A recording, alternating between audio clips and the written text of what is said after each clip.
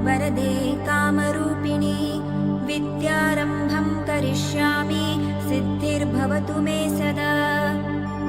Hello students, welcome to शिक्षा सारांश। कैसे हैं आप लोग? आई होप आप लोगों की तैयारी बहुत अच्छी चल रही होगी। बोर्ड एग्जाम बहुत नज़दीक है, इसी को ध्यान में रखते हुए हमने संस्कृत के मॉडल पेपर्स आपके लिए तैयार किए हैं। उसमें से सबसे पहला मॉडल पेपर वो रहेगा जो कि बोर्ड ने जारी किया है। तो आज हम सबसे पहले उस मॉडल पेपर को सॉल्व करेंगे। उसके बाद आपके लिए back to back 5 two super most important model papers मैं आपके लिए करवाऊंगी, जिसमें से पूरे के पूरे प्रश्न आने की संभावना रहेगी। ये मिशन रहेगा 100 आउट ऑफ 100। बोर्ड की परीक्षा में 100 में से 100 नंबर संस्कृत में आते हैं और मेरे स्टूडेंट्स के बहुत सारे बच्चों के आए हैं। और मैं उम्मीद करती हूं कि जो भी बच्चे मुझसे जुड़े उन सभी के 100 में से 100 नंबर आए। बहुत ही आसान है संस्कृत भाषा, जिसे हम बहुत ही आसान तरीके से सीखेंगे। और मैंने आपके लिए पूरा कोर्स, कंटेंट, संस्कृत व्याकरण, रचनात्मक कार्यम और पूरा के पूरी किताब आपके लिए अवेलेबल करवा के रखी है। शिक्षा सारांश के आप कोर्स में जाकर के, प्लेलिस्ट में जाकर के पूरा कोर्स एक बार जाकर जरूर देखें, आपके सारे ही डाउट्स क्लियर हो जाएंगे। तो चलिए, बोर्ड परीक्षा को ध्यान में रखते हुए आज हम करेंगे जो कि बोर्ड ने जारी किया है इस वर्ष का नमूना प्रश्न पत्र, जिसे मॉडल पेपर कहते हैं। तो आज हम वो शुरू करेंगे। तो चलिए, 10th बोर्ड, जैसा कि सब बच्चों के मन में बहुत डर रहता है कि बोर्ड की परीक्षा है, क्या पता किस प्रकार का पेपर आएगा। तो किसी भी प्रकार की कोई आप टेंशन ना करें, हम सारे ही मॉडल पेपर्स इस प्रकार से बना के देंगे कि उन्हीं में से प्रश्न आने की संभावना रहेगी। तो देखिए, जैसा कि आपको बोर्ड ने जारी करके बताया है कि ये प्रश्न पत्र 3 घंटे 15 मिनट का रहेगा आपका बोर्ड का पेपर, जैसा कि हमेशा होता है। 80 नंबर इसके रहते हैं, 20 नंबर आपके इंटरनल जाते हैं जो कि स्कूल के माध्यम से जाते हैं।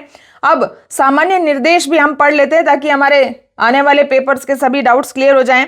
तो देखिए, परीक्षार्थिभ्य सामान्य निर्देशः। सबसे बड़ी बात क्या है कि संस्कृत का जो पेपर होता है उसके अंदर एक भी शब्द जो है आपको हिंदी के रूप में नहीं लिखना है, हिंदी भाषा का या इंग्लिश का नहीं लिखना है। आपको सारे ही शब्द, यानी पूरा का पूरा पेपर संस्कृत का संस्कृत में ही अटेंड करना है। तो यहां देखिए कुछ निर्देश दिए हुए हैं, वो निर्देश भी संस्कृत में दिए हुए हैं। परीक्षार्थी भी, यानी परीक्षार्थियों के लिए सर्वप्रथमम, सबसे पहले क्या करना है आपको?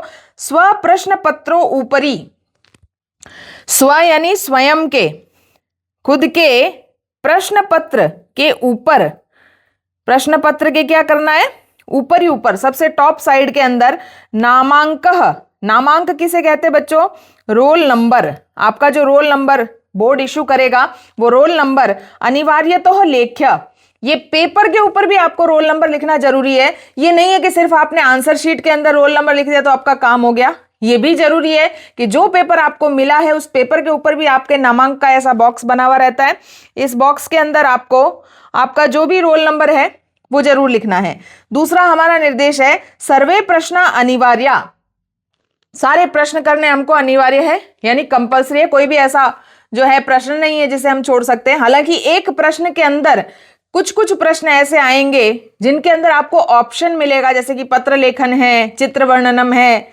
तो इस प्रकार से जहां आपको ऑप्शन मिलेगा उन दोनों में से एक करना, अदरवाइज सारे ही प्रश्न हमें करने अनिवार्य है। सर्वेषां प्रश्नानाम उत्तराणि उत्तर पुस्तिकायामेव लेख्यानि। सारे ही प्रश्नों के उत्तर आपको उत्तर पुस्तिका यानी आंसर शीट के अंदर आपको लिखने हैं।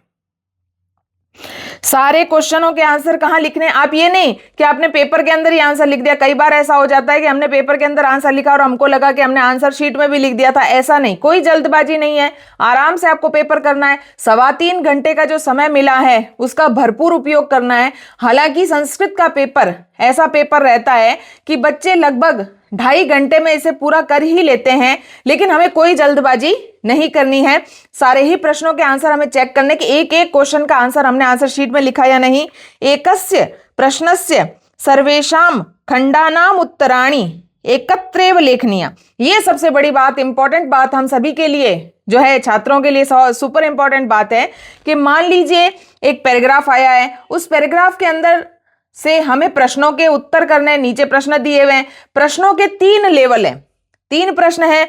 मान लीजिए सबसे पहले क है, क का फर्स्ट, फिर क का सेकंड, फिर उसके बाद नीचे लिखा होगा ख, तो ख का फर्स्ट, ख का सेकंड, फिर उसके नीचे लिखा होगा ग, ग का फर्स्ट और ग का सेकंड।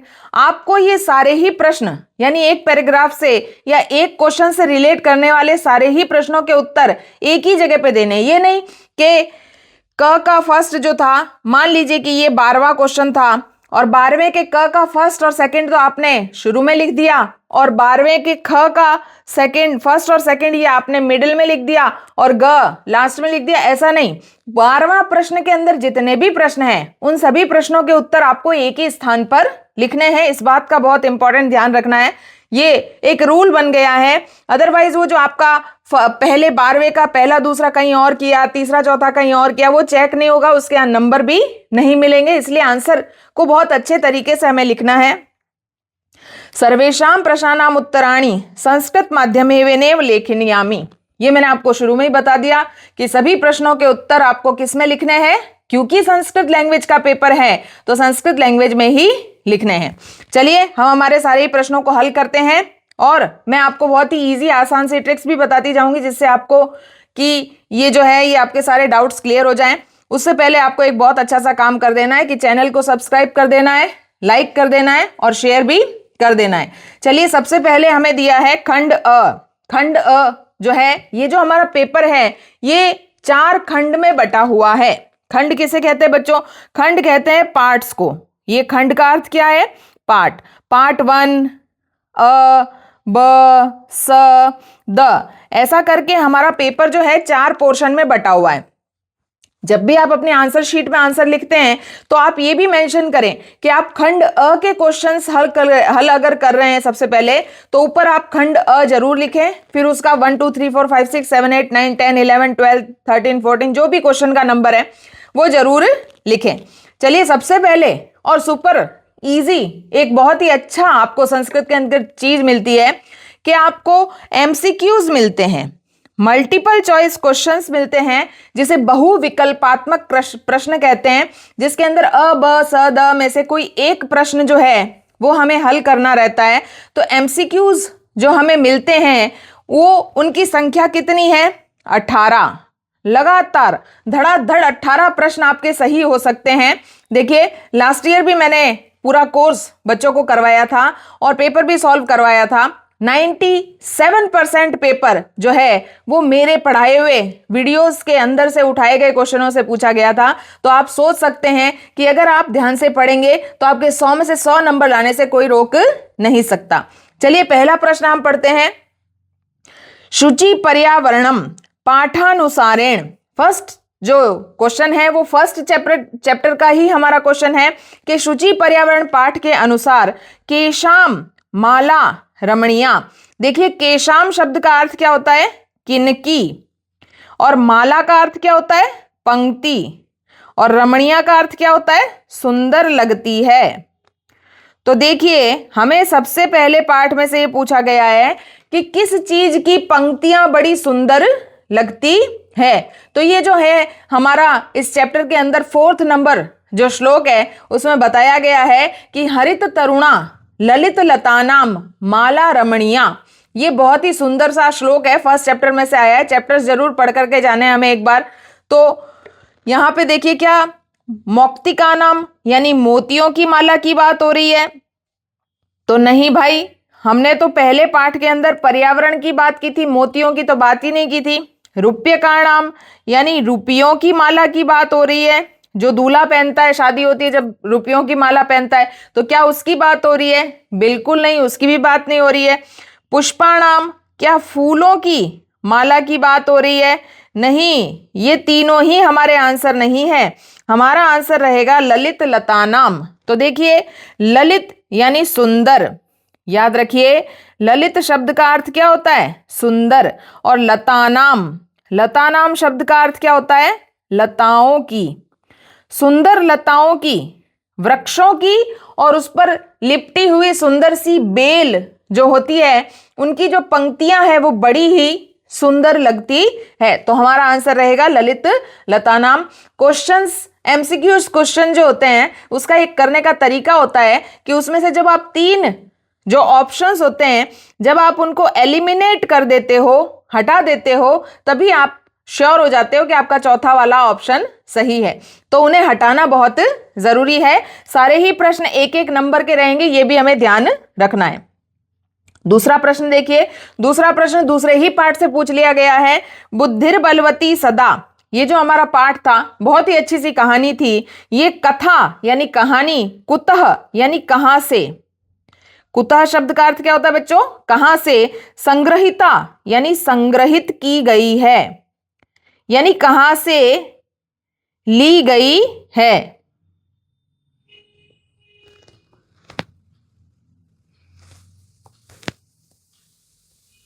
ठीक है, कहां से संग्रहित की गई है, यानी इस कहानी का मेन जो सोर्स है वो कहां है।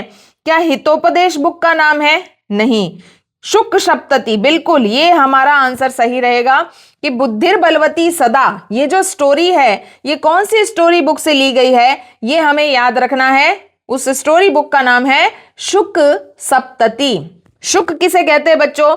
शुक यानी तोता, शुक यानी तोता, और सप्तति, सप्तति, सप्तति शब्द की बात करें तो यानी 70। तोते ने जो 70 कहानियां सुनाई थी, पहले जमाने में ऐसा होता था कि तोता जो था वो राजाओं को, रानियों को कहानी सुनाता था, इसलिए सोने के पिंजरे में उसे कैद करके रखा जाता था। राजा रानी उससे कहानियां सुनते थे और राजा के पुत्रों को अच्छी शिक्षा मतलब सीखने को मिलती थी। तो ये जो स्टोरी बुक है जहां से हमारी बुद्धिर बलवती कहानी ली गई है, उस बुक का नाम याद हमें रखना है शुक सप्तति। चलिए अगला हमारा थर्ड क्वेश्चन हमें पूछ रहा है, सर्वेषु अपत्येषु जननी कीदृशी भवति। तो देखिए बच्चों, कभी भी क्वेश्चन देख के कंफ्यूज नहीं होना है। तो यहाँ पे दो शब्द हैं, पहला शब्द है सर्वेषु और दूसरा शब्द है अपत्येषु। सर्वेषु शब्द का अर्थ हिंदी में होता है सभी, और अपत्येषु यानी संतानों में, सभी संतानों के लिए, यानी सभी संतानों में। जननी, जननी किसे कहते हैं? मां को। कीदृशी यानी कैसी होती है, यानी मां अपने सभी संतानों के लिए कैसी होती है। तो ये तो इतना सरल क्वेश्चन था बच्चों कि ये चैप्टर का नाम ही जो है वही हमारा आंसर है। अगर आपको याद हो तो इस चैप्टर का नाम क्या था? जननी तुल्य वत्सला। तो जननी कैसी होती है, तो आंसर हमारा यही मिल गया हमें, तुल्य वत्सला। तो देखिए अ पे लिखा हुआ है, यही हमारा आंसर रहेगा।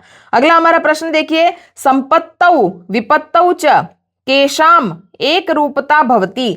संपत्तौ यानी संपत्ति आने पर, तो यहां देखिए संपत्ति आने पर, देखिए ये जो है हमारे छठे पाठ में से सुभाषितानी में से लिया गया क्वेश्चन है, जो श्लोक है उसके आधार पे पूछा गया है। और विपत्ति आने पर, संपत्ति आने पर और विपत्ति आने पर। संपत्ति आप समझते हो, जिसमें बहुत सारा धन आ जाए, दौलत आ जाए और रुपया पैसा आ जाए, संपत्ति आ जाए। और विपत्ति कभी कभी हमारे ऊपर आ जाती है, दुख दारिद्र आ जाता है, जब हमारा सारा पैसा वैसा चला जाता है। तो दोनों स्थितियों में, जब हम बहुत सुखी और संपन्न होते हैं और जब हम बहुत दुखी और दरिद्र होते हैं, तो कौन से ऐसे लोग हैं जो एक रूपता, एक रूपता शब्द का अर्थ याद रखना है बच्चों, एक जैसे रहते हैं, ऐसे कौन लोग होते हैं। तो देखिए ये जो श्लोक था याद हो तो आपको, उदये सविता रक्ते रक्तश्चास्त अस्तमये च। तो क्या कहते हैं कि सूर्य जो है वो उगते समय भी लाल होता है और अस्त होते समय भी कैसा रहता है? लाल रहता है। तो इसी प्रकार से महापुरुष भी कैसे रहते हैं? संपत्ति आए या विपत्ति आए, उन्हें कोई ज्यादा फर्क नहीं पड़ता, उनके स्वभाव में परिवर्तन नहीं आता। तो महताम, महताम किसे कहते हैं बच्चों? महापुरुष को कहते हैं। तो ये जो महापुरुष लोग जो होते हैं ना, जो बहुत ही ऊंचे दिमाग वाले लोग होते हैं, जिन्हें महापुरुष कहा जाता है, इनके पास संपत्ति हो या विपत्ति हो, ये हमेशा कैसे रहते हैं? संस्कृत में इसे कहते हैं एक रूपता, यानी एक जैसे रहते हैं, इनमें परिवर्तन नहीं आता। अगला प्रश्न हम देखते हैं, कह वातावरणम कर्कश ध्वनिना आकुली करोति। कह यानी कौन, कौन है ऐसा जो वातावरण को कर्कश ध्वनिना यानी कड़वी आवाज से, कड़वी आवाज से, आकुली करोति यानी परेशान कर देता है, क्या कर देता है? वातावरण में परेशानी पैदा कर देता है। कौन है ऐसा? किसकी आवाज ऐसी है? तो आप समझते हैं कौवे की आवाज। कौवे की आवाज बड़ी ही कर्कश होती है, कटु होती है, कड़वा, कान को चुभती है। जैसे कि कौवा बोलता है काव काव करके बोलता है, तो कानों को बड़ी चुभती है। लेकिन कोयल जब बोलती है तो कू कू ऐसी आवाज जब निकालती है तो बड़ा मधुर लगता है। तो कौन है ऐसा? ये हमारा उस पाठ से लिया गया है जिसमें बहुत सारे जानवर इकट्ठे हो जाते हैं और राजा बनने के बारे में सोचते हैं, तो सब एक दूसरे की बुराइयां बताते हैं। तो यहां पे बताया गया हमको कि कौन है ऐसा जिसकी आवाज कानों में चुभती है, तो वो है कौवा। अगला प्रश्न देखते हैं। देखिए, आत्मनः यानी स्वयं का। आत्मन शब्द का अर्थ याद रखना है बच्चों, स्वयं का। श्रेयः यानी भला, इच्छन यानी चाहने वाले, स्वयं का भला चाहने वाले, नरः यानी मनुष्य, कीदृशम यानी कैसा, कर्मम यानी कार्य, न कुर्यात नहीं करते। जो खुद का भला चाहते हैं वो कैसा काम नहीं करते। ये भी हमारे उस पाठ के अंदर से श्लोक से लिया गया है, श्लोक वाले पाठ में से। तो क्या नहीं करते? जो खुद का भला चाहते हैं वो क्या दूसरों का भला नहीं करते, प्रिय नहीं करते, अहित नहीं करते, अनुकूल नहीं करते। तो हमारा आंसर रहेगा अहित। तो खुद का भला चाहते हो तो दूसरों का अहित यानी बुरा के, अगर आप दूसरों का बुरा करोगे तो वो रिवर्स होकर के आपके पास आएगा और आपका भी बुरा होने लग जाएगा। इसीलिए हमें ये सोच रखनी चाहिए। श्लोक में हमें सिखाया गया है आत्मनः प्रतिकूलानि परेशान न समाचरेत। क्या कहते हैं? खुद का भला अगर चाहते हो तो दूसरों के साथ में अच्छा व्यवहार करो। ठीक है, तो यहां देखिए अगला प्रश्न है, विशीर्णा ग्रह सोपान मार्गा। यहां पे एक शब्द दिया है हमारे को, ये शब्द है विशीर्णा, अंडरलाइन किया हुआ शब्द है। तो यहां पूछा गया रेखांकित पद प्रसंगानुसार अर्थ क्या है। ये जो अंडरलाइन वाला वर्ड है उस शब्द का मीनिंग हमें बताना है। तो क्या भ्रष्ट है, नष्ट है, विलुप्त है या विशिष्ट है? तो हमें याद रखना है, ये देखिए हम भूकंप वाले पाठ में से आए हैं और यहां लिखा है विशीर्णः ग्रह सोपान मार्गा, यानी विशीर्णा यानी नष्ट हो गए हैं, विशीर्णा यानी नष्ट हो गए हैं घर जाने के रास्ते। तो ये आपको पता ही है कब हो जाते हैं ये रास्ते, नष्ट कब हो जाते हैं, टूट फूट कब हो जाती है, जब क्या आता है, भूकंप आता है, बड़ी बड़ी बिल्डिंग्स गिर जाती है, सड़कें फट जाती है, अंदर से जल की धाराएं निकलने लग जाती है, कितनी बड़ी मुसीबत होती है। तो यहाँ विशीर्णा शब्द का अर्थ याद रखना है हमारे को, क्या है, विशीर्णा का अर्थ है नष्ट। ये जो मैं आपको पेपर करवा रही हूं ये इंपॉर्टेंट इसलिए है क्योंकि इस पेपर के अंदर से ही लगभग 10% क्वेश्चन बोर्ड का जो मेन पेपर होता है उसके अंदर मिलते हैं। इसीलिए ये क्वेश्चन पेपर करवाना बहुत जरूरी है और जितने भी बच्चे बोर्ड परीक्षा दे रहे हैं उनको ये पेपर करना बहुत जरूरी है। चलिए अगला प्रश्न है, अंबोधा बहवो ही संति। यहां पे जो अंडरलाइन वर्ड है वहां पे वापस पूछा गया है उसका क्या अर्थ है अंबोधा शब्द का। तो हमें याद रखना है बच्चों, अंबोधा शब्द का अर्थ क्या होता है, बादल। ठीक है, हिंदी में बादल कहते हैं और संस्कृत में इसे क्या कहते हैं, मेघा। याद रखना है, मेघा, काले मेघा पानी तो बरसाओ, वो बादलों के लिए मेघ यानी बादल। अगला शब्द जो है देखिए, प्रकृति ही प्लस एवं। यहां पे एक शब्द दिया है, संधि के बारे में हमें पूछा गया है। संधि वाला वीडियो जरूर जाकर के देखना है आपको। संधि, समास, उपसर्ग, प्रत्यय, जितने टॉपिक आपके कोर्स के अंदर है सारे ही टॉपिक्स मैंने पढ़ा रखे हैं, तो आपको याद रखना है। उसके अंदर मैंने बताया था, अगर हम यहां बात करें तो यहां देखिए ये क्या लगा हुआ है बच्चों, प्लस से पहले लगा हुआ है विसर्ग और उसके बाद में क्या है, एव। तो आपको याद रखना है कि विसर्ग के बाद में यदि कोई भी स्वर आता है, ठीक है ना, अ और आ को छोड़कर, किसको छोड़कर, अ और आ को छोड़कर, तो हमें उस विसर्ग को, ये जो विसर्ग है इसे र में परिवर्तित कर देना है। तो यहां देखिए प्रकृति था, विसर्ग की जगह पे मैंने क्या कर दिया, विसर्ग को काट के क्या लिख दिया, र प्लस एव। अब जोड़ो जरा इसको जोड़ते हैं तो यहां देखिए प्रकृति तो ऐसा का ऐसा रहेगा, र में हलंत है, इस बात का हमें ध्यान रखना है, जिसमें हलंत होता है यानी उसमें स्वर नहीं है तो पीछे वाले ए में मिल जाएगा और बन जाएगा रेव। तो हमारा शब्द क्या रहेगा, आंसर क्या रहेगा, प्रकृति रेव कहाँ लिखा हुआ है? ये देखिए पहले नंबर पे ही लिखा हुआ है। अब ये बिंदी क्यों लगी? क्योंकि यहाँ एवं में बिंदी लगी हुई थी, इस बात का हमें ध्यान रखना है। चलिए, ये कौन सी संधि है? तो इस संधि का नाम भी आपको याद रखना है। इस संधि का नाम क्या था? इस संधि का नाम था बच्चों ऋत्व विसर्ग संधि। कोई कंफ्यूजन नहीं है। जहां भी विसर्ग के स्थान पे र बन गया तो उसका नाम ऋत्व हो गया, विसर्ग की जगह पे स बन जाता है तो सत्व विसर्ग संधि। कोई कंफ्यूजन नहीं है। चलिए अगला प्रश्न हम देखते हैं। फिर संधि से क्वेश्चन आया, देखो संचरणम, इस शब्द का संधि विच्छेद क्या होगा? यहां पे याद रखना है कि जब भी आपको, ये देखिए मैं एक आपको ट्रिक बताती हूं कि यहां देखिए संचरणम शब्द में च से पहले आधा व्यंजन आपको नजर आ रहा है, तो आधे व्यंजन की जगह हमेशा आपको म का प्रयोग करना है। ये जो है ये कौन सी संधि है? ये है पर सवर्ण संधि। संस्कृत की कौन सी संधि है? ये व्यंजन संधि का एक पार्ट है जिसका नाम है पर सवर्ण संधि। चलिए अगला क्वेश्चन भी संधि का आया है। संधि के देखिए कम से कम 3 क्वेश्चन आते हैं, समास के 3 क्वेश्चन आते हैं। तो इस प्रकार से हमें किसी भी टॉपिक को इग्नोर नहीं करना है अगर हमारा मिशन है 100 आउट ऑफ 100। तो देखिए यहां दिया है पर रूप संधि का उदाहरण क्या है? तो पर रूप संधि किसे कहते हैं? पर का मतलब होता है प्लस के पीछे वाला हिस्सा। देखो प्लस के आगे वाले हिस्से को कहते हैं पूर्व और प्लस के पीछे वाले हिस्से को क्या कहते हैं? पर।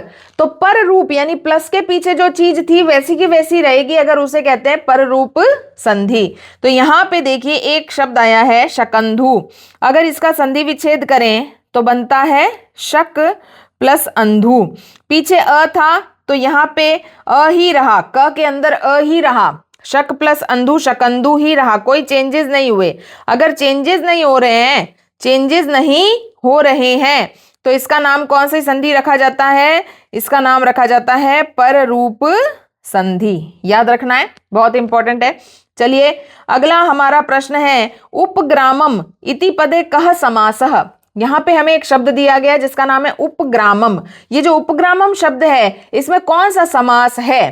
तो याद रखना है इसमें अव्ययी भाव समास है। अव्ययी भाव समास वो समास होता है जिसके अंदर कोई ना कोई उपसर्ग आपको दिख जाता है, जैसे या तो उप, या क्या दिखाई दे जाएगा? अनु, या क्या दिखाई दे जाएगा? अधि, या स, या प्रति, या अनु। आपको ये बहुत 6 उपसर्ग याद रखने हैं। अगर कोई भी शब्द इन उपसर्गों में से किसी से शुरू हो रहा है तो वह अव्ययी भाव समास का उदाहरण माना जाता है। अगला देखिए परितः इति योगे का विभक्ति भवति। ये कारक में से क्वेश्चन पूछा गया है। तो याद रखना मैंने आपको कारक पढ़ाते समय रटवाया था, एक पोयम जैसे याद कर लो। एक पोयम जैसे क्या याद करना है बच्चों? अभितः परितः। क्या याद करना है? अभितः परितः समया निकषा। मेरे साथ साथ बोलोगे तो याद हो जाएगा। अभितः परितः समया निकषा हा प्रति योगे द्वितीया। योगे द्वितीया यानी अभित यानी दोनों ओर। अभित शब्द का अर्थ क्या होता है? दोनों ओर। परित का अर्थ क्या होता है? चारों ओर। बहुत इंपॉर्टेंट चीज है ये याद रखने की। और समया यानी समीप, निकषा यानी निकट। हा का अर्थ क्या होता है? दुख। हा का अर्थ क्या होता है? दुख। और प्रति यानी की तरफ। ये 5 शब्द, ये जो 4-5 शब्द आपको दिखाई दे रहे हैं, अभितः परितः समया निकषा हा प्रति, ये जो 6 शब्द हैं, इन 6 शब्द के योग में द्वितीया का प्रयोग होता है। ये हमें याद रखना है।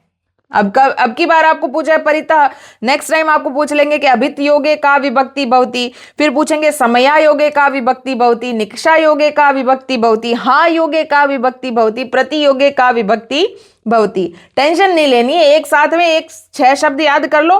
तो इनमें याद रखना है द्वितीया भवति। कौन सी विभक्ति होती है? द्वितीया हमारा आंसर रहेगा। चलिए अगला हमारा प्रश्न है, ये भी कारक से पूछा गया है। यहां पे एक धातु दी गई है दुह। क्या दी गई है? दुह। तो यहां पे बच्चों हमको पूछा गया है कि दुह योगे का विभक्ति भवति। तो हमें यह भी याद रखना है जो मैंने आपको उसके अंदर करवाया कारक वाले वीडियो में, जरूर जाकर देखना है। कारक इसलिए जरूरी है क्योंकि जितने भी प्रश्न आएंगे उनकी हिंदी लाइन हमें पता है लेकिन संस्कृत बनानी नहीं आती है। तो इस टॉपिक का जो सॉल्यूशन है वो कहाँ दिया गया है? कारक नाम के जो वीडियो है, जो टॉपिक है उसके अंदर दिया गया है। जिस बच्चे को कारक अच्छे से आते हैं उसकी सारी संस्कृत की प्रॉब्लम सॉल्व हो जाएगी। सबसे बेसिक टॉपिक है, एकदम रूट वाला टॉपिक है कारक, याद रखना। तो दुह याच पच दंड रुद्र प्रछ ची ब्रू, है ना। इस प्रकार से 16 धातुएं होती है जिन्हें हम अकर्मक धातुएं कहते हैं। क्या कहते हैं? 16 अकर्मक धातुएं।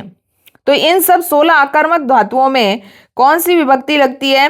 तो याद रखना है बच्चों, द्वितीया विभक्ति लगती है। तो यहां पे भी आंसर क्या रहेगा हमारा? द्वितीया। चलिए अगला भी क्वेश्चन हमारे कारक में से पूछा गया। कारक 4 नंबर का टॉपिक है, बहुत ही इंपॉर्टेंट टॉपिक है। अंग विकारे शब्दे का विभक्ति भवती। का विभक्ति भवती, ये जो आपको लाइन है हर क्वेश्चन में दिख रही है, इसका मतलब कि कौन सी विभक्ति होती है? अंग विकारे। अब देखो ये पूछ रहा है कि अंग विकारे, जैसे मैं कह दूं कि आंख से काणा है तो क्या बोलेंगे? नेत्रेण काणः। अगर मैं बोलती हूं कि आंख से काणा है तो नेत्रेण काणः, ठीक है ना। तो पैर से लंगड़ा है तो क्या कहेंगे? पादेन लुंजः, ठीक है ना।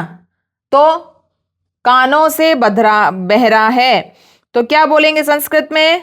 कर्णेन बधिरः। यानी किसी ना किसी अंग में डिफॉल्ट है, कुछ ना कुछ गड़बड़ है। अगर किसी अंग में डिफॉल्ट है तो उस अंग में हमेशा याद रखना बच्चों, उसमें लगती है तृतीया विभक्ति। क्या लगती है? तृतीया। तो याद रखना हमें अंग विकार में कौन सी विभक्ति होती है? तृतीया। अगला देखिए, यहां पे रिक्त स्थान दिया गया है, उसके आगे लिखा है ग्रहम गम्यते अत्र पूरणीय समुचित पदम किम। अब कुछ बच्चे कमेंट में पूछते हैं कि वाच्य परिवर्तन हमारे कोर्स में है या नहीं है। तो देख लो बच्चों, यहाँ पे वाच्य परिवर्तन का क्वेश्चन पूछा गया है, यानी वाच्य परिवर्तन हमारे कोर्स में है तब पूछा गया है ना। ये जो पेपर है ये बोर्ड ने जारी किया है, आरबीएसई बोर्ड ने जारी किया है, इट मीन्स सिलेबस के अकॉर्डिंग ही जारी किया है। तो वाच्य परिवर्तन आपके कोर्स में है। तो यहां देखिए गम्यते शब्द जहां दिखाई देता है वहां तृतीय विभक्ति का प्रयोग किया जाता है। यहां कौन सा शब्द है इसमें तृतीय विभक्ति है? आंसर होगा मया। अब ये भी आपको याद रखना है, ये कौन से शब्द का है? अहम। अहम शब्द जो होता है वो मया में बदल जाता है। तो यहां आंसर रहेगा मया। अगला देखिए, समय लेखनम, बहुत ही अच्छा, easy, super duper important topic जो कि मैंने आपको बहुत इजी तरीके से पढ़ाया था। मम पिता, मेरे पिता, प्रातः। अब यहां देखो बच्चों, यहां पे 15 मिनट दिया हुआ है, आपको सिर्फ 3 वर्ड याद करने थे, मिनट, और ये 15 मिनट को क्या कहते हैं, 30 मिनट को क्या कहते हैं, और 45 मिनट्स को क्या कहते हैं। तो याद रखना है बच्चों कि 15 मिनट को क्या कहते हैं संस्कृत में? 15 मिनट को कहते हैं सपाद, ठीक है, और 30 मिनट को कहते हैं सार्ध, और 45 मिनट्स को कहते हैं पादोन। ये 3 शब्द अगर जिस बच्चे को याद है उसका समय लेखनम कभी गलत नहीं हो सकता। ये ओनली 3 सेकेंड्स का टॉपिक है। तो 15 मिनट, 5:15, तो 5 बजे तो आपको पता ही है पंचवादनम। पंचवादनम के आगे सपाद लगा दो। तो यहां कहां लिखा हुआ है? सपाद पंच, तो बिल्कुल यहां द पे लिखा हुआ है सपाद पंच। अगर यहां 5:30 होता तो आप क्या लिखते? सार्ध पंचवादनम, है ना। अगर यहाँ 5:45 होता तो एक बात यहां ध्यान रखनी थी कि 45 का मतलब होता है पादोन, ठीक है, लेकिन 5:45 हुए हैं, यानी 6 बज रहे हैं, 6 बजने में 15 मिनट कम है। तो यहाँ पे नेक्स्ट नंबर लिखा जाता है पादोन षटवादनम। इस बात का हमें ध्यान रखना है। चलिए अगला प्रश्न हमारा पूछ रहा है, आज्ञापयतु भवन्तः, इसका शुद्ध रूप क्या होगा? ठीक है ना, आज्ञापयतु भवन्तः। अब यहां देखिए एक शब्द आपको याद रखना है, संस्कृत में आपको कहते हैं भवान। क्या कहते हैं? भवान। ये भवान शब्द आएगा, यहाँ पे भवन्तः लिख दिया, ये गड़बड़ कर दिया है, क्योंकि आज्ञा कोई एक ही व्यक्ति दे रहा है ना फिलहाल। तो भवन्तः तो बहुवचन का शब्द हो जाता है, इसलिए गड़बड़ हो जाएगा यहाँ पे, ठीक है, इस बात को हमें ध्यान रखना है। चलिए हमारा 18 जो नंबर है वो कैसे क्विकली हमने ले लिए, 19, 20, 21, 22, 23, 24, 24 मार्क्स जो है वो फ्री के नंबर हैं। किसके नंबर हैं? फ्री के नंबर हैं ये बच्चों, याद रखना है, क्योंकि 18 तो एमसीक्यूज आएंगे और 6 जो है फिलअप्स आएंगे। सारे क्वेश्चन बहुत अच्छे से हम कर सकते हैं अगर हम थोड़ा सा ध्यान दें। तो चलिए हम निर्देशानुसार रिक्त स्थान की पूर्ति करते हैं। यहां देखिए बच्चों क्या दिया हुआ है, यहां पे प्रत्यय के हिसाब से पूछा गया है। तो यहां देखिए शंख प्लस अनियर। अब याद रखना है हमें कि अनियर प्रत्यय जहां लगता है उस वर्ड के पीछे अनीय जोड़ना है हमको। तो यहां पे शंख शब्द तो एज इट इज लिखा जाएगा शंकनीय, ठीक है, अत्यादरः शंकनीय, यहां पे ये आंसर रहेगा। अगला देखिए बाला नाम कह न जानाति, चपल प्लस त्व, तो यहां क्या होगा चपलत्व, चपल और पीछे क्या जोड़ दिया एज इट इज त्व जोड़ दिया चपलत्वम, ठीक है। शक्ति सदा बल प्लस मतुप, अब देखो यहां पे बलवती आएगा। अब मैं एक और बात बता देती हूं कि मतुप शब्द से जो प्रत्यय से जो शब्द बनते हैं उसमें क्या जुड़ता है वान, वती और वत। अब यहां पे 3 शब्द बन रहे थे, बल से बन रहा था बलवान, बलवती और बलवत। कितने शब्द बन रहे थे 3 बन रहे थे।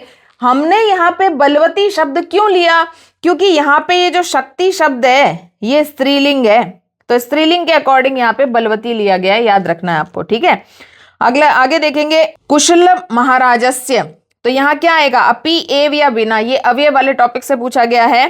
तो यहाँ पे आएगा अपि कुशलम महाराजस्य, महाराज आप कुशल मंगल तो है, याद करो ये कौन से चैप्टर का है, ये लव कुश वाले चैप्टर का है कि नहीं। आगे देखिए प्रश्न पूछा गया है योजकः डैश डैश फिर दुर्लभः, तो योजकः तत्र दुर्लभः, जोड़ने वाली चीज इस दुनिया में बड़ी मुश्किल है, ठीक है।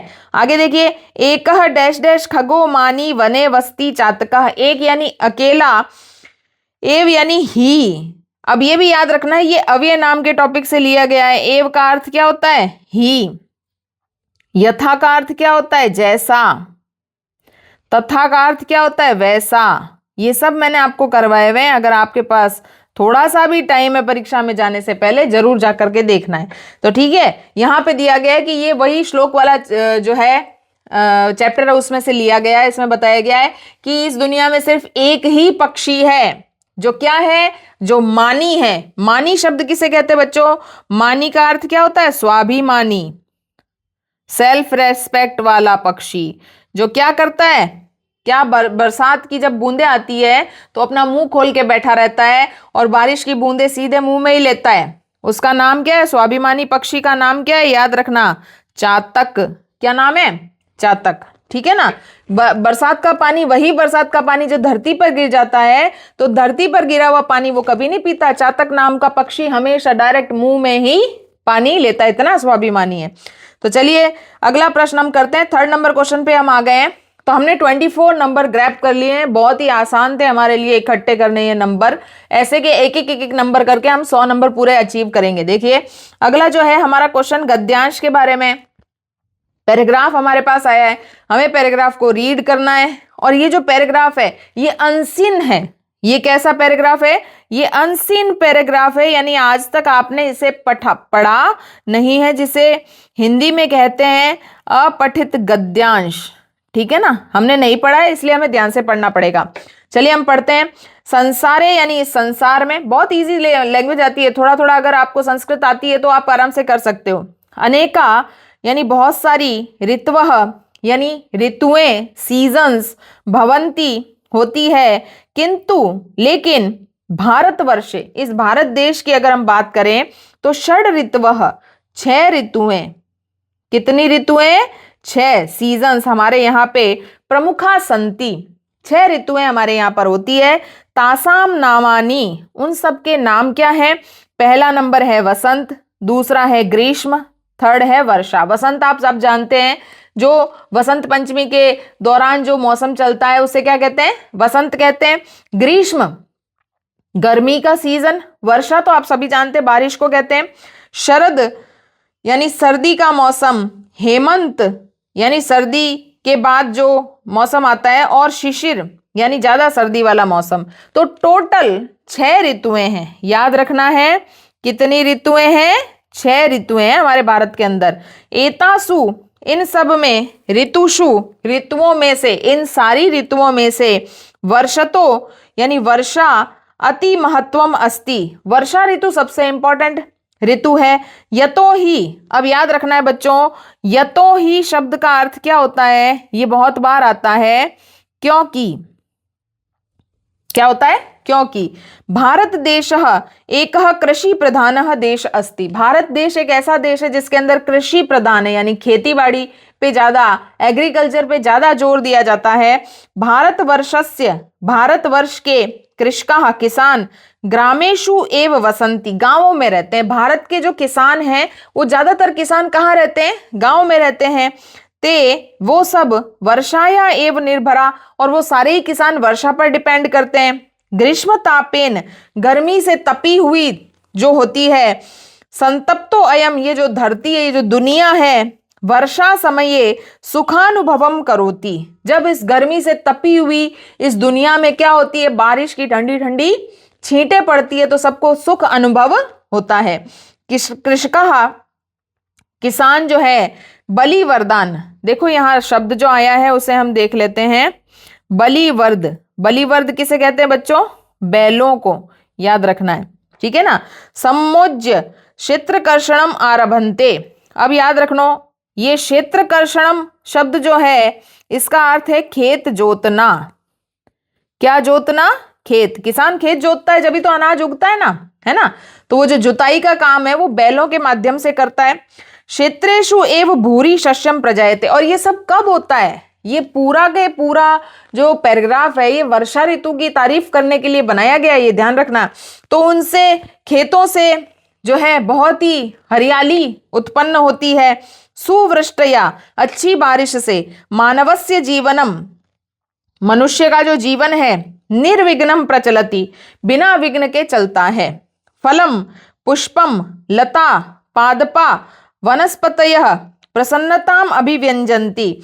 अब पहली बात क्या कहते? फल, फूल, लताएं, पादप यानी पौधे, वनस्पतियां यानी सारी जितने भी पेड़ पौधे हैं, प्रसन्नाम यानी बहुत प्रसन्न, अभिव्यंजनयन्ति यानी बहुत खुश हो जाती है। ये सब धरती कब खुश हो जाती है? पेड़ पौधे, जीव जंतु सब कब खुश हो जाते हैं? जब क्या होती है? बहुत अच्छी सी बारिश होती है। सायं समये, शाम के समय। गावह, गावह, यहां पे गावह बच्चों किसके लिए आया है? गायों के लिए। किसके लिए आया है? गायों के लिए आया है, ये बात ध्यान रखना है। गायें वनात् प्रतिनिवृत्य, प्रतिनिवृत्य शब्द का अर्थ क्या होता है? लौट कर। प्रतिनिवृत्य यानी लौट कर। देखिए गायें सुबह सुबह चरने के लिए जाती है, शाम को वापस आ जाती है। गोष्ठम उपगच्छन्ति, गायें जो है समूह बनाकर आ जाती है। युवतयः वृक्ष शाखाशु दोलांदनम अनुभवन्ति, और युवतियां, युवतियां यानी लड़कियां, ये जो लड़कियां हैं ये बारिश के मौसम में क्या करती है? पेड़ों पर झूले डालती है। और दोला, यहां पे दोला शब्द का अर्थ क्या है? दोला का अर्थ क्या है? झूला, झूला झूलती है, ठीक है। फिर कह रहे हैं ब्रजस्य मंदिरेषु धराच्छटा दर्शनम सज्जा प्रारभते, ये जो है ब्रज के अंदर यानी ऐसा स्थान जहां बहुत सारी गायें वगैरह चरती है, उस जगहों पर, मंदिरों में, घर पे बहुत ही सुंदर सजावट हो जाती है। और वृंदावने तु सर्वत्र रास लीला दर्शनम भवति, और वृंदावन तो एक ऐसी जगह है जहाँ वर्षा ऋतु में क्या शुरू हो जाती है? रास लीला शुरू हो जाती है। कृष्ण भगवान का स्थान है।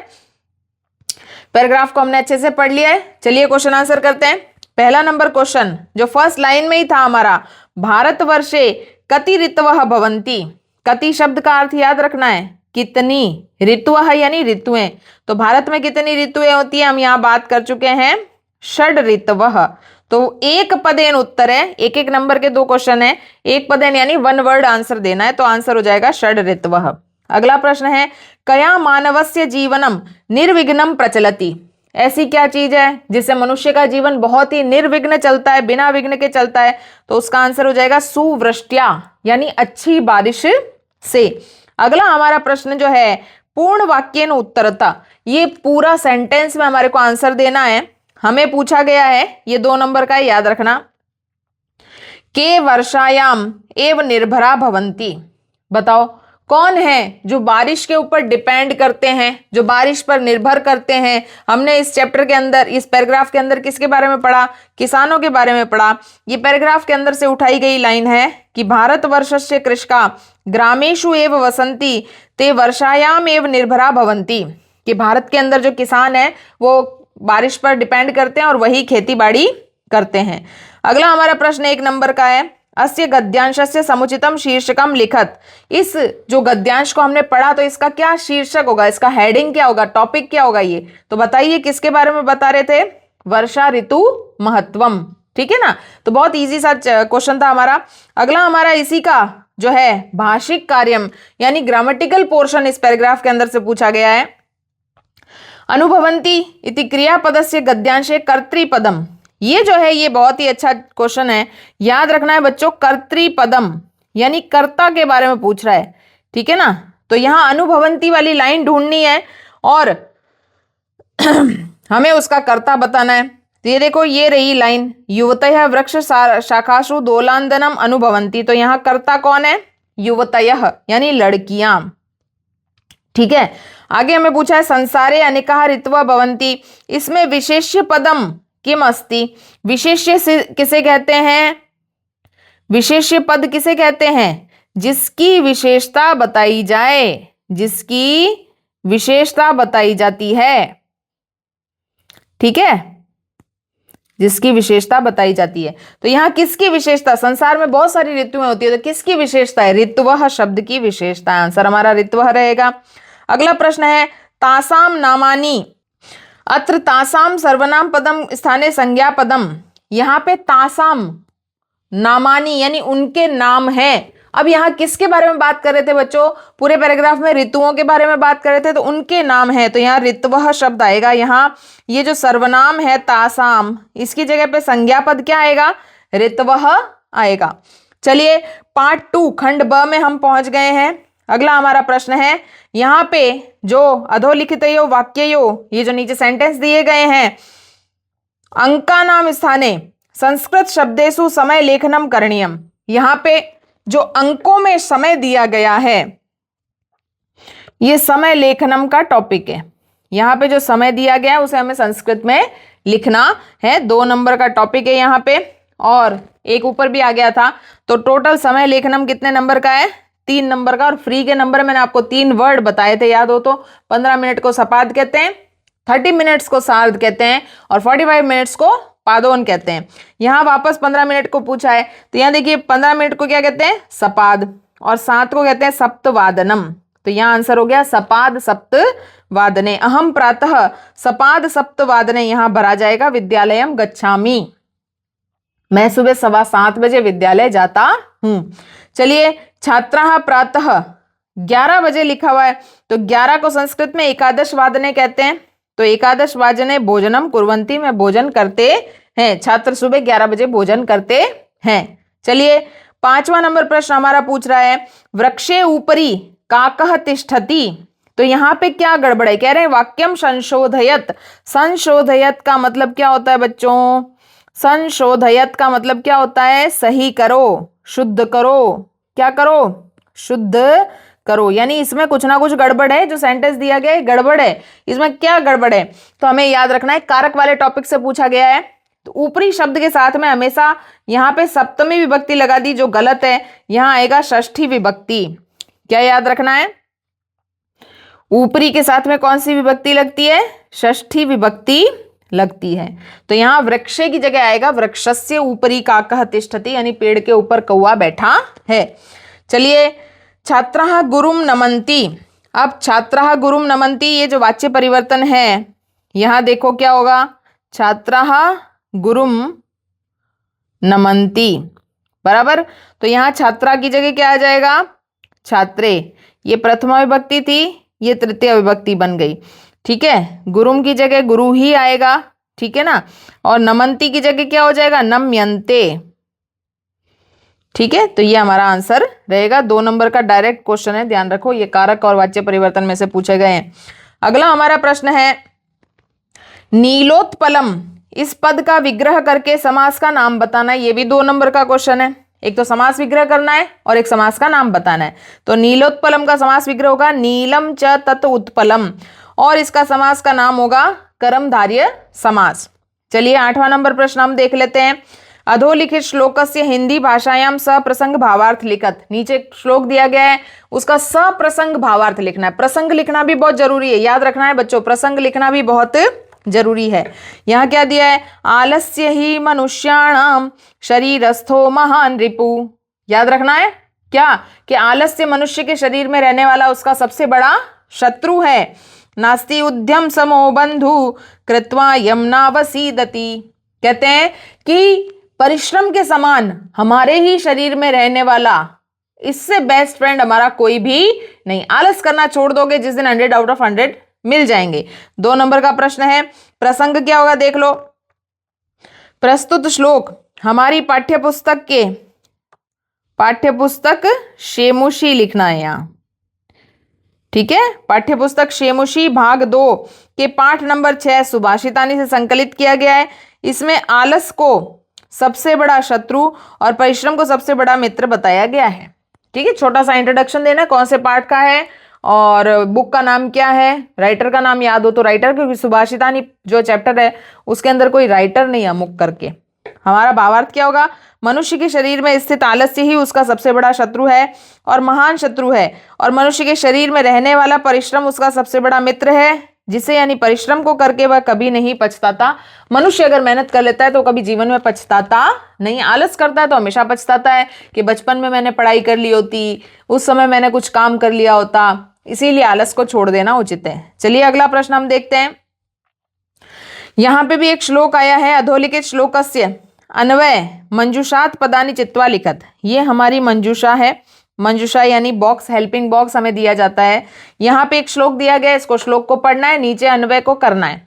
विचित्रे खलु संसारे, ये दुनिया बहुत विचित्र है ये संसार बहुत विचित्र है। नास्ति किंचित निरर्थकम, लेकिन इस संसार के अंदर कोई भी चीज निरर्थक नहीं है। निरर्थक किसे कहते हैं बच्चों, निरर्थक शब्द का अर्थ क्या होता है, बेकार। इस दुनिया में कुछ भी बेकार नहीं है। दुनिया में बहुत तरह की चीजें हैं, अजीब अजीब चीजें हैं, हमें लगता है ये क्या काम आती होगी, लेकिन हर चीज की वैल्यू है, कोई चीज बेकार नहीं है। अश्वच्छेद धावने वीरः, अश्वच्छेद यानी घोड़ा, यदि भागने में, दौड़ने में, घोड़ा यदि दौड़ने में तेज है तो गधा भी भारस्य वहने खरः, खर यानी गधा, याद रखना, अश्व यानी घोड़ा। घोड़ा अगर भागने में तेज है तो गधा भी भार उठाने में, याद रखो। तो गधे, हम सोचते हैं गधा बेकार चीज है, कोई भी अच्छा सा व्यवहार नहीं करता, एक गधा कहीं का, ऐसा हम बोल देते हैं। अरे लेकिन गधे का भी तो कुछ काम है, गधा भी तो भार उठाने का काम करता है। तो हमें यहाँ अन्वय करना था। तो यही जो श्लोक है, इसी के जो वर्ड्स छूट गए हैं उसको अकॉर्डिंगली सेट करना है। तो यहाँ देखिए, यहाँ सबसे पहले क्या आएगा, विचित्रे, विचित्र क्या है, तो पहले नंबर पे आएगा संसारे। हम यहाँ क्या भरेंगे, संसारे। फिर किंचित डैश डैश नास्ति, कुछ भी नहीं है। क्या नहीं है, तो हमने यहाँ बात कर ली बेकार नहीं है, तो बेकार के लिए क्या शब्द आया, निरर्थकम। तो हम यहाँ भरेंगे निरर्थकम। खलु चेतः अश्वः, अब अश्व किस में होशियार है, तो धावने, ये 3 नंबर पे आएगा, धावने, भागने में तेज है। अब एक ही बचा, खरः, खर यानी गधा, भारस्य वहने, भार उठाने में भी काम आ जाता है। तो चलिए इस प्रकार से हमने ये 2 नंबर का अन्वय कर लिया है। अगर आप चाहेंगे कमेंट में लिखेंगे, जो भी आपके डाउट्स हैं उनको हम सॉल्व करेंगे और उसके लिए एक सेपरेट वीडियो जरूर डालेंगे। खंड स, हम पार्ट स में, थर्ड पार्ट में पहुंच गए हैं। अब यहाँ पे देखिए, निम्नांकित वाक्येषु रेखांकित पदम आदृत्य प्रश्न निर्माणम कुरुत। प्रश्न निर्माण के लिए आपको एक तो किम शब्द का पुल्लिंग का, एक स्त्रीलिंग का और एक नपुंसक लिंग का शब्द रूप जरूर याद कर लेना है। ये बहुत ही इंपॉर्टेंट है। इस एक शब्द रूप को याद कर लेने से आपके पूरे 3 नंबर आपको मिल जाएंगे। यहां देखिए, अंडरलाइन वाला जो वर्ड है, यहां उत्तर हमें दिया हुआ है, प्रश्न हमें बनाना है। तो यहां देखिए, सिंह वानराभ्याम स्वरक्षायाम असमर्थ एवासीत। यहां स्वरक्षायाम शब्द की जगह पे क्वेश्चन वर्ड लगाना था और इसे रीराइट करना था, मैंने आपके लिए पहले से कर दिया है। सिंह वानराभ्याम केशाम असमर्थ एवासीत और क्वेश्चन मार्क जरूर लगाना है जब भी आप प्रश्न निर्माण क्वेश्चन करते हैं, लास्ट में क्वेश्चन मार्क लगाना है। तत्र राजसिंहो नाम राजपुत्र वसति स्म, तो राजसिंहो यानी किम नाम राजपुत्र वसति स्म, वहां पूछ रहे कि वहां राजसिंह नाम का राजा रहता था, तो पूछ रहे किस नाम का, कौन रहता था, है ना, कौन के लिए किम शब्द काम लेते हैं। तत्वार्थस्य निर्णय विवेकन कर्तुम शक्यः, तत्व की बात का निर्णय विवेक से किया जाता है, तो किसकी बात का निर्णय, तत्वार्थस्य के स्थान पे आएगा कस्य। बहुत इजी टॉपिक है, अलग से करवाया हुआ है, आराम से आप देखें और अपने नंबर पक्के करें। 11वां प्रश्न जो है, जननी तुल्य वत्सला, इस पाठ का सार हिंदी भाषा में लिखो। ऑप्शन में क्वेश्चन आया है, इन दोनों में से एक कर सकते हो लेकिन छोड़ना कुछ नहीं है। 3 नंबर का क्वेश्चन है, बहुत इजी, बहुत देखो आसान, सबसे प्यारा सा क्वेश्चन यही है। स्टोरी लिखनी है, मन से गप्पे टिकानी है, कहानी अगर पता है तो उसके बारे में लिख देना है। अथवा में पूछा है सौहार्द प्रकृति शोभा इति पाठस्य सार हिंदी भाषायाम लिखत, या तो आप जननी तुल्य वत्सला वाली स्टोरी लिख सकते हो, यानी शॉर्ट में करना है, समराइज करके स्टोरी लिखनी है, या फिर सौहार्द प्रकृति शोभा वाली लिख सकते हो। मैंने आपके लिए यहाँ पे दोनों स्टोरीज लिख दी है, फटाफट से मैं पढ़ के बता देती हूँ, आप भी एक बार पाठ सार जरूर पढ़ करके जाएं कहानी वाले पाठों का। पहला नंबर है जननी तुल्य वत्सला पाठ का सार। प्रस्तुत पाठ वेद व्यास द्वारा रचित महाभारत ग्रंथ के वन पर्व से उद्धृत है, यानी लिया गया है, जिसमें वेद व्यास द्वारा कौरव प्रधान धृतराष्ट्र को समझाने का प्रयास किया गया है। कहा गया है कि तुम पिता हो और तुम्हें अपने पुत्रों के साथ अपने भतीजों के हित का ख्याल रखना है, सिर्फ अपने बच्चों का, ये नहीं कि आप वहां देखो महाभारत का युद्ध इसीलिए हुआ था क्योंकि कौरवों और पांडवों में युद्ध छिड़ गया था और उनके पिता निर्णय नहीं कर पाए, तो उन्हें समझाया गया था ये युद्ध होने से पहले कि तुम्हें सिर्फ अपने बच्चों का नहीं ध्यान रखना, अपने भतीजों का भी ध्यान रखना है। प्रस्तुत प्रसंग में गाय के मातृत्व की चर्चा करते हुए गो माता सुरभि और इंद्र के माध्यम से यह बताया गया है कि माता के लिए सब संतान बराबर होती है, उसके हृदय में अपनी सब संतानों के लिए समान स्नेह होता है। ये स्टोरी चित्र देख के याद आ रही होगी आपको। एक किसान 2 बैलों से अपना खेत जोत रहा था, तभी उनमें से एक दुर्बल बैल हल चलाने तो और शीघ्र चलने में असमर्थ होकर पृथ्वी पर गिर पड़ता है, तो किसान उसे उठाने का प्रयत्न करता है। भूमि पर गिरे हुए दुखित बैल अपने पुत्र को देखकर माता सुरभि की आंखों से आंसू बहने लगते हैं। इंद्र सुरभि से दुख का कारण पूछते हैं कि भाई क्यों रो रही हो, तो सुरभि कहती है कि क्या आप नहीं देख रहे कि यह मेरा पुत्र किसान द्वारा पीड़ित किया जा रहा है। तो इंद्र कहता है कि हजारों पुत्रों की माता होते हुए भी इस दीन पुत्र के लिए इतना स्नेह क्यों, ये अकेला ही पुत्र थोड़ी है, तुम्हारे तो इतने सारे पुत्र हैं, तुम क्यों दुखी होती हो। ये देखो इंद्र और सुरभि की बात चल रही है। तो माता सुरभि कहती है कि सभी संतानों के लिए माता समान स्नेह वाली होती है, सब बच्चों के लिए एक जैसा स्नेह करती है ना माँ। जैसे मम्मी की बात करें हमारी, तो हम अगर 1 हैं या 2 हैं या 3 हैं, जितने भी हैं, माँ का प्यार हम सबके लिए बराबर है कि नहीं है। परंतु दुर्बल पुत्र पर माता का विशेष नहीं होता है। हम 2 या 3 या जितने भी भाई बहन होते हैं, उनमें से जो कमजोर होता है उसके ऊपर माँ ज्यादा प्यार करती है, ये हमने ऑब्जर्व भी किया है। तो सुरभि माता ने भी यही कहा। सुरभि के वचन सुनकर इंद्र का हृदय भी द्रवित हो जाता है। फिर प्रचंड वायु के साथ वर्षा आरंभ होने पर किसान बैलों को लेकर अपने घर आ जाता है। ये कहानी पूरी नहीं लिखनी थी, शॉर्ट में लिखनी थी, जो हमने यहाँ पर लिख दी। अब देखिए इसके ऑप्शन में यहाँ पूछा है सौहार्द प्रकृति शोभा। इस पाठ की जो है समरी भी मैंने यहाँ लिख दी आपके लिए, तो यहाँ पढ़ लेते हैं हम लोग। आधुनिक युग में भौतिक सुखों में जकड़ा हुआ मानव अपने स्वार्थ सिद्धि के लिए अन्यों का अहित और तिरस्कार करने से नहीं चूकता। स्वार्थपरक और दूसरों को हीन समझने वाले मनुष्य की सबसे श्रेष्ठ शिक्षिका कौन है? प्रकृति। जब मनुष्य इतना स्वार्थी हो गया है कि खुद का सोचे जा रहा है, किसी दूसरे का नहीं सोच रहा, तो नेचर, जो मदर नेचर है, जो प्रकृति माता है, वो उसे सबक सिखाती है। समाज के उत्थान और विकास और सुरक्षा हेतु हमें अपना स्वार्थ छोड़ना पड़ेगा, ये हमें प्रकृति माता ने इस कहानी में सबक सिखाया। चलिए हम पढ़ लेते हैं। प्रस्तुत पाठ में इसी मानवीय भावना को पशु पक्षियों के माध्यम से दर्शाया गया है। परस्पर विवाद नहीं करते हुए आपसी सहयोग से कल्याण पथ पर चलना चाहिए। नदी किनारे आराम करते हुए शेर को बंदर बहुत तंग करने लगते हैं, तो क्रोधित सिंह उनसे तंग करने का कारण पूछता है। बंदर सिंह को वनराज पद के अयोग्य घोषित करते हैं। बंदर कहते हैं कि तुम क्या हमारे राजा बनोगे, तुम तो राजा बनने लायक ही नहीं हो वह भक्षक है। उसे कहते हैं कि तुम तो भक्षक हो। भक्षक यानी खाने वाले, जानवरों को ही खा जाते हो, उनकी रक्षा कैसे करोगे? रक्षक नहीं। और अपनी ही रक्षा करने में असमर्थ हो तो अन्य जीवों की रक्षा कैसे करोगे, है ना। इनका विवाद सुनकर कौवा, कोयल, हाथी, बगुला, मोर, व्याघ्र और चीता भी आ जाते हैं। अब इतना सारा आपको वहां पे झंझट नहीं लिखना है कि बगुले ने क्या कहा, मोर ने क्या कहा, तोता ने क्या कहा, मैना ने क्या कहा। अरे नहीं नहीं, आपको समराइज लिखना है, छोटा सा लिखना है कि ये सब जानवर वहां आ जाते हैं और वनराज पद के लिए अपने गुणों का बखान कर अपनी श्रेष्ठता सिद्ध करने का प्रयास करते हैं। सभी पक्षी अपने पक्षी समुदाय उल्लू को वनराज पद के योग्य कहते हैं। लास्ट में ये निकलने लगता है, अर्थ निकलने लगता है कि उल्लू को राजा बना देते हैं, परंतु कौवा अप्रियवादी, क्रूर, रौद्र उल्लू के पक्ष में न जाकर कहता है, कौवा कहता है इसको राजा बनाओगे, ये तो अप्रियवादी है, कभी मीठा नहीं बोलता, कभी अच्छा नहीं बोलता, रात्रि को घूमता है, उल्टे उल्टे काम करता है, उल्टा लटकता है। मोर, हंस, कोयल, चक्रवाक, तोता और सारस आदि पक्षी प्रधानों के होते हुए दिन के अंधे और विकराल रूप वाला उल्लू क्या हित करेगा। और लास्ट में प्रकृति माता आती उनको सबक सिखाती है। ये हमारी कहानी थी। चलिए, ये जो है पाठ का सार हमने पढ़ लिया। 12वां क्वेश्चन हम देखते हैं। अधोलिखित गद्यांशम पठित्वा। अब ये सीन पैसेज आ गया है। क्या आ गया है?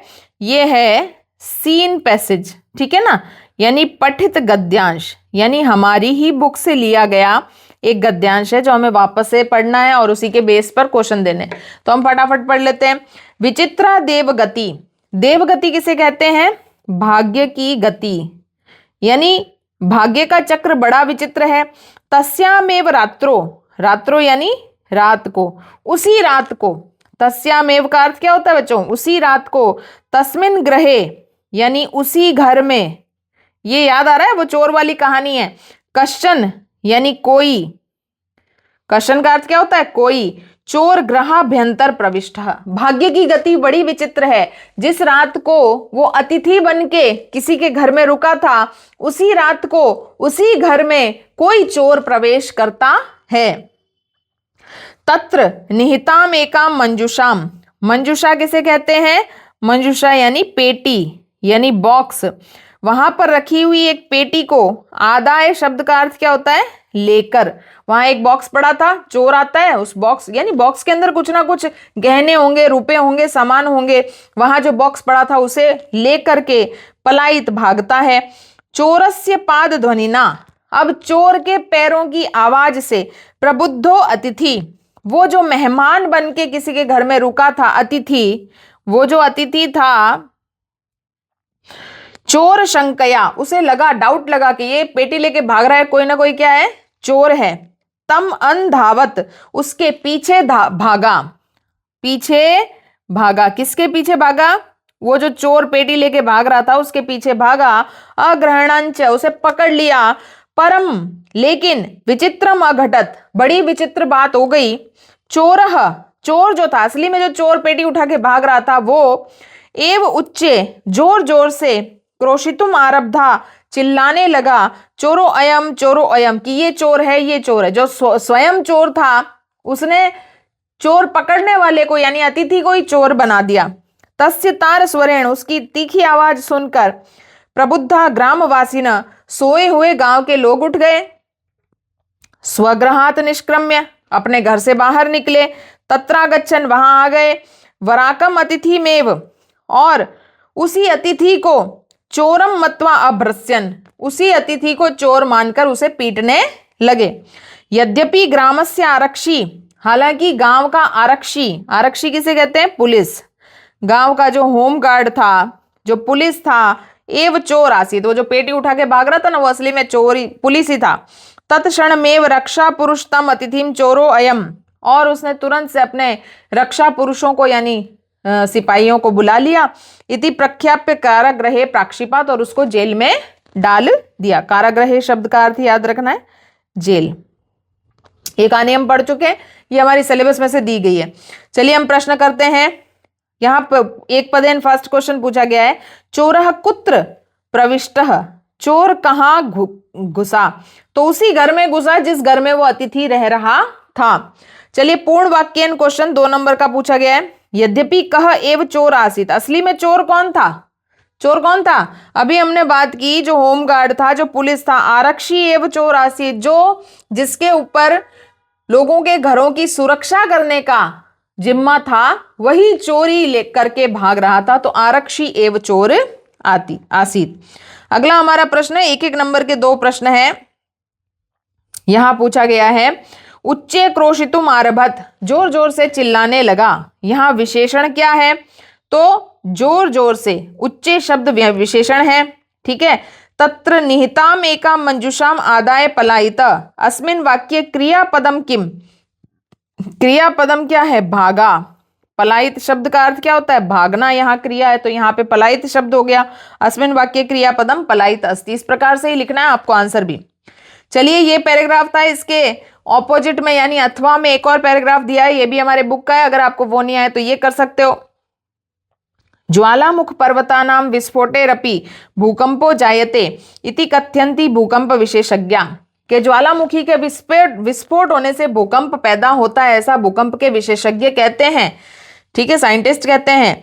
पृथिव्या गर्भे, पृथ्वी के गर्भ में से, विद्यमानो अग्नि यदा खनिज मृतिका शिला आदि संचय कथ्यति, पृथ्वी के गर्भ में अग्नि जो होती है, उस अग्नि के अंदर खनिज है, मिट्टी के कण हैं, पत्थर हैं, जब वो उबलने लगते हैं, तदा तत्सर्वमेव लावा रसताम उपेत्य, वो लावे के साथ, पृथ्वी के धरती के अंदर इतनी सारी जो चीजें हैं वो लावा के साथ में दुर्वार गत्या, बहुत तेज स्पीड से, धराम पर्वतम विदार्य, धराम विदार्य यानी चीर कर, फाड़ कर, वो जो लावा रस है वो इस धरती को चीर कर, पहाड़ों को फाड़ कर बाहर आ जाता, बहिर्निष्क्रमाति, बाहर आ जाता है। धूम भस्मावृतम जायते तदा गगनम, कहते इतना उसमें टेम्परेचर हाई होता है, इतना उसमें मतलब गर्मी होती है, हीट होती है कि चारों तरफ धुआं ही धुआं हो जाता है। सेल्सियस तापमात्रा है, अगर सेंटीग्रेडेड में हम इसको माने कि कितने डिग्री सेल्सियस था, तो अष्ट शतांक यानी 800 डिग्री सेल्सियस। उस लावा की जो टेम्परेचर होती है कितनी होती है? 800 डिग्री। सोचो गर्मी के दिनों में जब 45 डिग्री 45 डिग्री टेम्परेचर हो जाता था, हमारी क्या हालत होती है। तो 800 डिग्री सेल्सियस का वो जो गर्मी है वो तो इंसान सहन ही नहीं कर सकता। उपगतो अयम लावा रसो यदा नदी वेगेन प्रवहति तदा पार्श्व स्थित ग्राम नगराणी, जब वो लावा नदी के वेग से बाहर निकलता है, तद दूरे क्षणेनेव समाविशन्ति, तो वहां सब कुछ नष्ट होने लग जाता है। निहयन्ते च विवशा प्राणिनः, जो इंसान होते हैं वो बहुत निहत्ते हो जाते हैं, हम उसको कंट्रोल ही नहीं कर सकते, इतनी गर्मी, इतनी हीट। ज्वालाम उद्गरन्तः एते पर्वता अपि भीषण भूकंपम जनयन्ति, इस ज्वालामुखी विस्फोट के कारण पर्वतों में भी बहुत तेज क्या आता है? भूकंप आता है। ये भूकंप वाले चैप्टर में से लिया गया पैराग्राफ है। फटाफट क्वेश्चन कर लेते हैं। पहला क्वेश्चन हमें पूछ रहा है कि ज्वालामुखे गगनम कीदृशम जायते, ज्वालामुखी से आकाश कैसा हो जाता है? तो धूम भस्मावृतम यानी धुएं से और राख से भर जाता, काला काला हो जाता है एकदम। अगला प्रश्न है पूर्ण वाक्येन उत्तरता भूकंपों के अपि जायते, भूकंप कैसे आता है? तो हमने विशेषज्ञों ने हमें बताया है कि ज्वालामुख पर्वतानाम विस्फोटेरपि भूकंपो जायते, ये चैप्टर, ये पैराग्राफ के अंदर से ली गई है। देखो फर्स्ट लाइन ही है ना, यहाँ पे आंसर दिया हुआ है। तो ज्वालामुखी पर्वतों में जब विस्फोट होता है तो हमें क्या उत्पन्न होता है? भूकंप। अगला हमारा जो प्रश्न है भाषिक कार्यम 2 नंबर का है। निहयन्ते च विवशा प्राणिनः, यहाँ विशेष्य पद क्या है? तो विशेष्य पद क्या है? देखो निहत्थे हो गए हैं विवश प्राणी, किसके बारे में बात कर रहे हैं? प्राणी के बारे में बात कर रहे हैं, तो प्राणी हमारा आंसर रहेगा। विशेष्य क्या है? प्राणी। और अगर विशेषण पूछ लेते, ये है विशेषण, ठीक है ना, याद रखना, विशेषता बताने वाला शब्द। ज्वालाम उद्गिरन्तः एते पर्वता अपि भीषणम भूकंपम जनयन्ति, यहाँ पे कर्तृपदम क्या है कि ज्वालामुखी के कारण ये पर्वतों में भी बहुत तेज भूकंप आता है। तो भूकंप किस में आता है? पर्वतों में आता है, तो यहाँ पर्वत हमारा कर्ता हो गया। तो अस्मिन् वाक्ये कर्तृपदम पर्वता अस्ति। 13वां नंबर प्रश्न हम देखते हैं। अधोलिखितम श्लोकम पठित्वा एतद आधारित प्रश्नानाम उत्तराणि निर्देशम लिखत। अब हमको श्लोक पढ़ना है और श्लोक के आधार पे क्वेश्चनों के आंसर देने हैं। यहाँ पहला श्लोक हमें दिया गया है, हरित तरुणा, ये अब देखो, इसी क्वेश्चन को फर्स्ट क्वेश्चन के रूप में एमसीक्यूज में पूछा था, तो वहां पे पूछा था ना किसकी माला सुंदर है, तो हरित तरुणा ललित लता नाम, आंसर हमारा था ललित लता नाम, याद हो तो फर्स्ट क्वेश्चन यही था। तो हरित तरुणा शब्द का अर्थ क्या है? हरे भरे पेड़, हरे भरे पेड़। और ललित लता नाम का अर्थ क्या है? सुंदर लताओं की। माला का अर्थ क्या होता है? मैंने बताया था, पंक्ति, रमणीया यानी सुंदर लगती है। कवि ने फर्स्ट चैप्टर में यही कहा था ना कि मैं एक ऐसी जगह पर जाना चाहता हूं जहां हरे भरे पेड़ हों, चारों तरफ लताएं हों और बहुत सारे पेड़ हो, एक पेड़ नहीं हो, लाइन से लगे हुए बहुत सारे पेड़ों की पंक्तियां हो। कुसुमावली, कुसुमावली यानी पवन यानी हवा, ठीक है ना। समीर चालिता, फूलों से टकरा करके, कुसुमावली यानी फूलों की पंक्तियों से, फूलों की पंक्तियों से टकराकर जो हवा आएगी। श्यान में वर्णिया, वो मेरे द्वारा, वर्णिया यानी वर्ण करने योग्य है। यो कवि कह रहा है कि ये जो धुआं में जो सिटीज में, महानगरों में ग्रहण कर रहा हूं, ये मुझे अच्छा नहीं लग रहा है, मेरे बॉडी को बिल्कुल लाभ नहीं दे रहा है। लेकिन ऐसी हवा जो फूलों से टकरा के आएगी तो सोचो कितनी, मतलब उसके अंदर खुशबू होगी। नवा मालिका यानी नव मल्लिका, मल्लिका का एक फ्लावर का नाम है नव मल्लिका, ठीक है ना।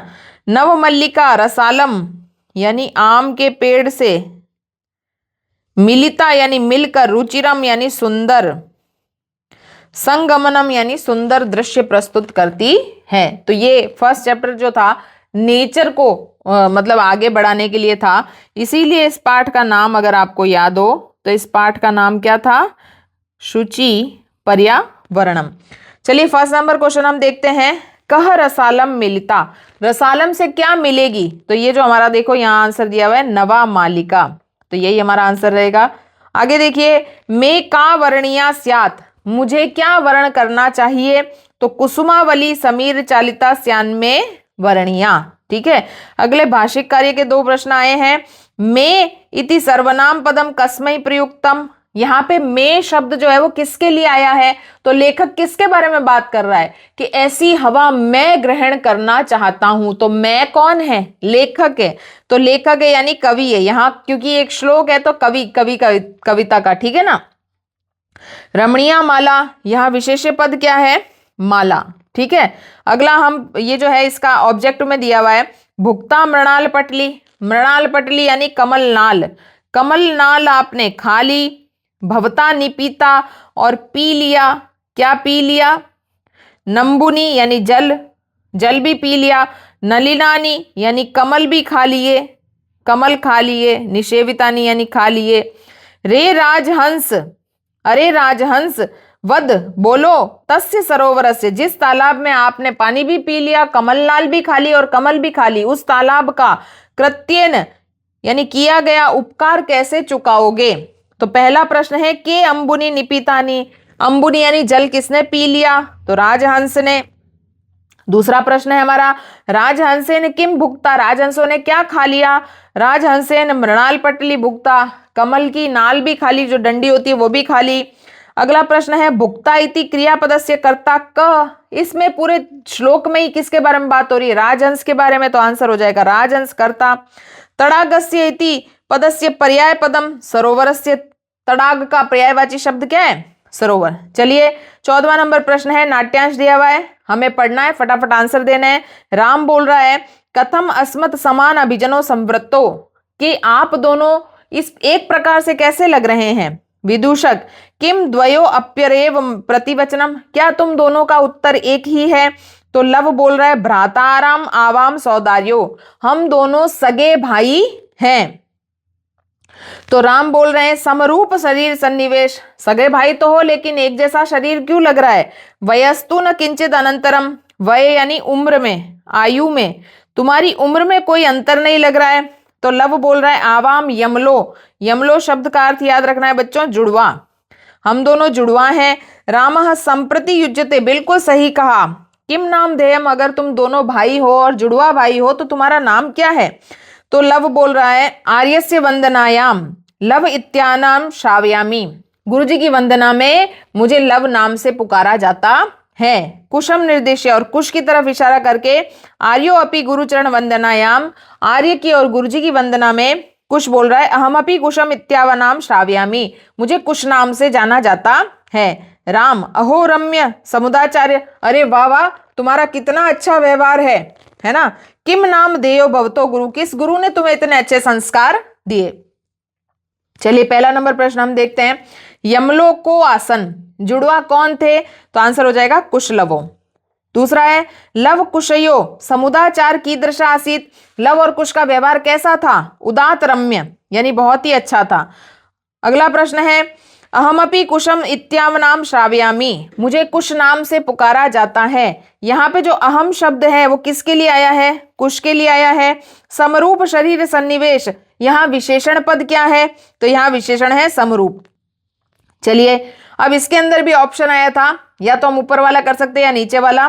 निद्रा भंग दुखेन वनराजः सन्नपि तुच्छ जीवे आत्मनः एतादृश्या दुरावस्थया श्रान्तः सर्व जंतुन दृष्ट्वा पच्छति। अब देखो ये वो शेर वाले पाठ में से है जिसके अंदर वो शेर की नींद सब बंदर मिलके खराब कर देते हैं। तो निद्रा टूटने के दुख से और इन छोटे छोटे बंदरों जैसे जीवों से अपनी बुरी दशा को देखकर वो जो शेर है वो पूछता है, क्रोधेन गर्जन जोर से दहाड़ करके पूछता है, भो अहम वनराजः, मैं वन का राजा हूं, किम भयम न जायते, क्या तुम्हें मुझसे डर नहीं लगता, किमर्थ मामेव तुदंती, मुझे क्यों परेशान कर रहे हो। यहाँ तुदंती शब्द का अर्थ क्या है, परेशान, मुझे क्यों तंग कर रहे हो। सर्वे मिलित्वा, सब जने मिलकर।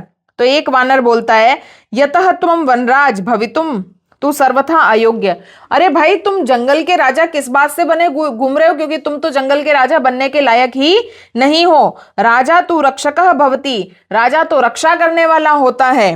परम भवान तू भक्षकः, लेकिन आप तो भक्षक हो। अपि च स्वरक्षायाम अपि समर्थ नासी तरही कथम अस्मान रक्षिष्यति, खुद की रक्षा तो कर नहीं सकते, हमारी क्या रक्षा करोगे। चलिए प्रश्न देखते हैं। वनराजः के तुदंती, वनराज को कौन तंग कर रहे थे, वानरा। राजा कीदृशः भवति, राजा कैसा होता है, राजा तो रक्षकः भवति। अगला प्रश्न मामेव तुदंती सर्वे मिलित्वा, यहाँ पे क्रियापद क्या है, तो यहाँ पे क्या है, तुदंती। तुदंती मैंने आपको बताया था तंग करना, परेशान करना, ये क्रिया है। अपि च स्वरक्षायाम अपि समर्थ नासी, यहाँ विशेषण क्या है, समर्थ, तो ये हमारा आंसर रहेगा। पार्ट 4 एंड लास्ट पार्ट है ये हमारा। खंड द के अंदर रचनात्मक कार्य में हमें पूछा गया है। हमें पहला क्वेश्चन है भवती राजकीय उच्च माध्यमिक विद्यालय जोधपुर से दशम्या कक्षाया छात्रा अनुष्का, अपने आप को राजकीय उच्च माध्यमिक विद्यालय 10वीं में पढ़ने वाली अनुष्का नाम की लड़की मानना है, जो आप जोधपुर की रहने वाली है। भवते अग्रजा भगिने विवाहोत्सव वर्तते, आपकी बड़ी बहन का विवाह है। अतः स्वप्रधानाचार्यम दिन त्रय से विवाहोत्सवात प्रार्थना पत्रम लिखतूं, आपके जो है प्रिंसिपल जो है उनको आपको एक एप्लीकेशन लिखनी है, प्रार्थना पत्र लिखना है कि आपको 3 दिन की छुट्टी की जरूरत है। इसके ऑप्शन में आया है भवती अनुभा अस्ति, अपने आप को अनुभा मानो। स्वकीया सखी प्रति संस्कृत दिवस विषय अधोलिखित पत्र मंजूषायाम सहायताम पूर्यत्वा लिखत, और नीचे एक लेटर दिया गया है, या तो आप ये वाला कर लो या आप ये वाला कर लो, जैसी आपकी चॉइस है, लेकिन मैंने यहाँ पे दोनों क्वेश्चन आपके लिए सॉल्व करवा दिए गए। चलिए पहले अनुभव वाला कर लेते हैं। तो देखिए यहाँ पे शब्द दिया गया है दिनांक 18 अगस्त की डेट है, और 2026, 27, 28 जो भी ईयर चल रहा है वो आपको लिखना है। रक्षाबंधन दिवसे संस्कृत दिवसम मह्यम भाषणम गीतम, संस्कृत भाषा नमस्ते कुशलम, ये हमारे वर्ड्स है जो हमें अंदर फिल करने, तो हम पढ़ लेते हैं। प्रिय सखी अदिति सादरम नमस्ते, यहाँ नंबर 1 आएगा नमस्ते, सबसे पहले प्रणाम किया जाता है, आपको याद है। अत्र कुशलम तत्रास्तु, रट लीजिए, ये 2 नंबर पे आता है कि अत्र कुशलम तत्रास्तु, यानी यहाँ ठीक ठाक हूं, आप भी वहां ठीक होंगे। समग्र देशे रक्षाबंधन दिवसे, ये 3 नंबर पे आएगा। रक्षाबंधन दिवसे संस्कृत दिवस परिपाल्यते वयम अपि यदा विद्यालये परिपाल्यम, संस्कृत के दिन ही रक्षाबंधन के दिन ही संस्कृत दिवस मनाया जाता है, हम भी मनाएंगे। अहम अपि संस्कृत दिवसे संस्कृतम गायामि, अब बताओ गाएंगे क्या, गीत, तो यहाँ पे आएगा गीतम। ठीक है। मम सखी संस्कृते डैश डैश ददाती, मेरी सखी संस्कृत में क्या दे रही है? भाषणम। ठीक है। और संस्कृत भाषा, ये 6 नंबर पे आएगा। संस्कृत भाषा सर्वभाषासु जननी, संस्कृत भाषा सभी भाषाओं की माँ है। अतः मह्यम रोचते, इसीलिए ये मुझे बड़ी अच्छी लगती है। ठीक है, ये 6 नंबर पे आएगा। इस प्रकार से हमने देखा कि हम जो है ये सारे ही जगह पे फिल करके पूरे 4 में से 4 नंबर ले सकते हैं। ये लिखा हुआ है, सिर्फ हमको आंसर शीट में देख के लिखना था। अब ऊपर वाला जो पत्र था वो मैंने आपके लिए लिख दिया है। सेवायाम श्रीमंतः प्रधानाचार्य महोदय, राजकीय उच्च माध्यमिक विद्यालय जोधपुरम राजस्थान। विषय दिनत्रयस्य